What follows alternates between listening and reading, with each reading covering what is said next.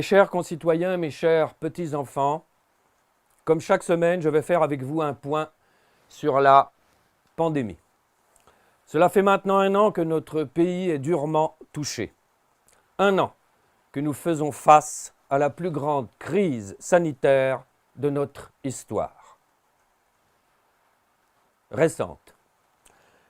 Au 15 mars 2021, sur l'ensemble du pays, 67 309 545 personnes ont survécu au virus, soit 99,9% de la population. À noter que malgré la pandémie, la population française a augmenté de 0,3% en 2020, et ce, malgré tous nos efforts. À l'échelle mondiale, 7 973 638 306 personnes ont survécu. Le pourcentage de décès dus au ou à la Covid, c'est selon. À l'heure où je vous parle, est donc de 0,033%. La population mondiale a quant à elle augmenté de 5,62% en 2020. Dans un souci de transparence et de précision, et afin de mieux comprendre, il naît 380 000 personnes par jour dans le monde, et c'est heureux, si vous naissez au bon endroit. Le nombre total de victimes depuis le début de la pandémie équivaut donc à 1 semaine de naissance. D'après les courbes de projection qui restent à affiner, l'humanité devrait, je dis bien devrait, survivre. À ce jour, la pandémie a fait 2 653 641 victimes dans le monde.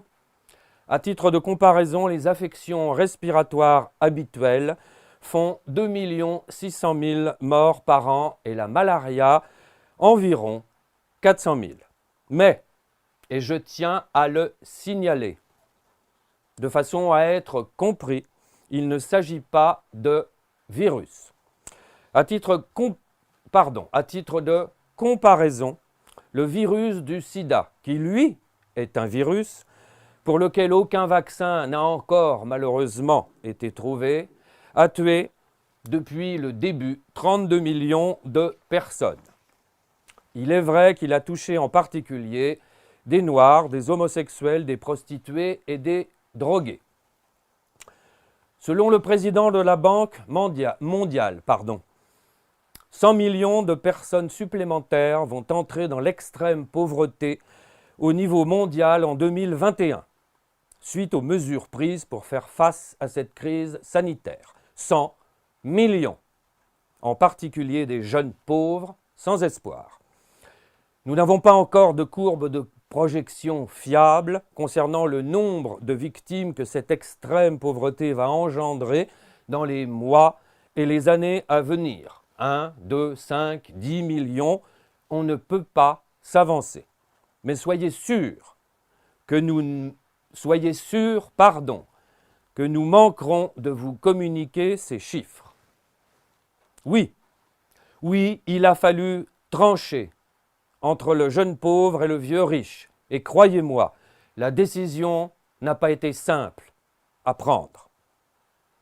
En temps dit normal, 6 millions d'enfants meurent encore de malnutrition et de manque de soins chaque année dans le monde. 1 enfant toutes les 5 secondes meurt dans le monde, quelle que soit la période de l'année. À titre de comparaison, un patient Covid entre en réanimation toutes les 12 minutes en Île-de-France depuis 2 jours.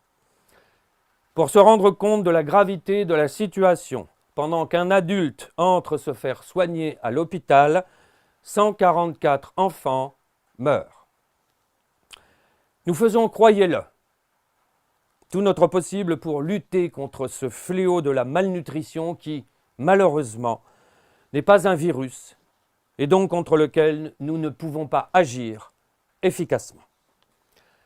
Au niveau national maintenant, notre pays a été durement touché depuis le début de cette pandémie. Le nombre de victimes s'élève à ce jour à 90 445 personnes, dont la moyenne d'âge est de 81 ans. Tous sexes confondus, soit la moyenne de l'espérance de vie dans notre pays. C'est beaucoup trop. Je parle ici du nombre de victimes. À titre de comparaison et à l'échelle d'un pays, le conflit en Syrie a tué depuis ses débuts, malgré les différents couvre-feux, 388 652 personnes, dont 22 000 enfants. Mais il ne s'agit pas en Syrie, une fois de plus, de faire face à un virus. Nous ne pouvons donc pas intervenir efficacement et en coordination au niveau international. 22 000 enfants. C'est-à-dire l'équivalent d'une ville moyenne comme Beaune. J'en profite ici pour vous inviter, malgré le contexte et la terrible situation que nous vivons, à boire avec modération. Concernant la jeunesse, à titre de comparaison, à l'échelle de la France, les victimes de moins de 49 ans représentent 1,9% du total. Les moins de 19 ans, 0,01%. Un jeune sans comorbidité, selon les dernières évaluations scientifiques à affiner, aurait donc plus de chances de gagner au loto que d'être emporté par le virus. Et nous nous en réjouissons. Ce sont eux qui vont payer la dette dite Covid. Maintenant, la situation dans nos hôpitaux. Elle reste préoccupante, voire alarmante. Nos hôpitaux sont au bord de la saturation. Sur les 15 dernières années, 69 000 lits ont été fermés, soit l'équivalent d'une ville comme Bourges avec sa périphérie.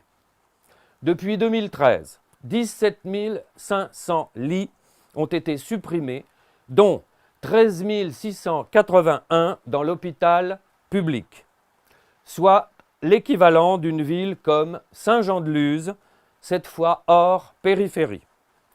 Un certain nombre de lits dits de jour ont été ouverts, mais nous ne parvenons pas à l'heure actuelle à estimer leur nombre qui reste fluctuant. Comme vous l'aurez compris, nous n'arrivons pas pour l'instant à endiguer la pandémie de fermeture de lits. Les 4 000 lits, commandés par les accords de Ségur, ne sont toujours pas arrivés. Nous ne perdons évidemment pas espoir. À titre de comparaison, la France, qui comme chacun le sait, possède le meilleur système de santé du monde, compte 5,9 lits de réanimation pour 1000 habitants, l'Allemagne 8. Depuis des années, mes prédécesseurs et moi-même appliquons le même triptyque que vous connaissez maintenant tous. Plus la population augmente, plus la population vieillit, plus on ferme de lits. Et nous ne varierons pas. Il en va de la vie des Français. Un point pour finir sur la vaccination. L'Union européenne a commandé au total 1,6 milliard de doses. De quoi vacciner chaque Européen 3 fois et demi. Nous attendons maintenant avec impatience que ces doses arrivent. Le 12 mars, 226 000 personnes ont été vaccinées en 24 heures dans notre pays. Un record. Je dis bien un record. Un record qui nous place, à l'heure où je vous parle, en nombre de personnes vaccinées par rapport à sa population, en 54e position mondiale. Loin derrière le Royaume-Uni, les États-Unis, Israël ou même les Seychelles, le Maroc ou Malte. Un record qui nous permet de nous situer en dessous de la moyenne européenne. Fin août, je m'y suis engagé et je m'y engage encore devant vous. 70 millions de personnes seront vaccinées en France sur les 67 millions que compte notre pays. Avant de conclure, je vais laisser la parole à la ministre de la Culture qui tient à faire un point avec vous.